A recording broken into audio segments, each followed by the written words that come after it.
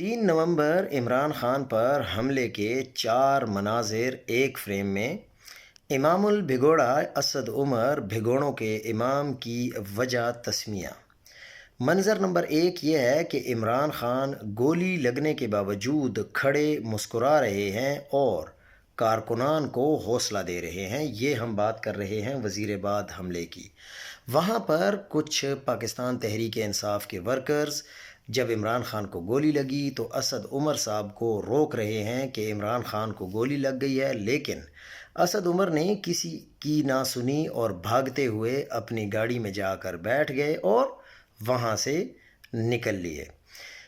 اس کے بعد منظر نمبر 2 کہ عمران خان کا گولیاں لگنے کے بعد امام البھگوڑا یعنی بھگوڑوں کا امام اسد عمر کارکنان کے روکنے اور منتیں کرنے کے باوجود جوتیاں اتار کر بھاگ رہا ہے۔ تب سے ہی کارکنان اسے بھگوڑوں کا امام کہتے ہیں۔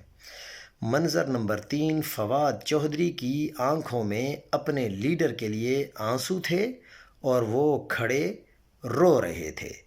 منظر نمبر 4 وزیر اعلیٰ حملے کا ہیرو ابتسام قاتل کو کمال جرت اور دلیری سے دبوچ کر کھڑا ہے، اور وہاں پر اگر آپ دیکھیں تو نوید نامی شخص جس نے عمران خان کے اوپر حملہ کیا تھا تو اس کو ابتسام نے پکڑ لیا، لیکن اس سے پہلے ایک شخص کو شہید کر دیا گیا تھا۔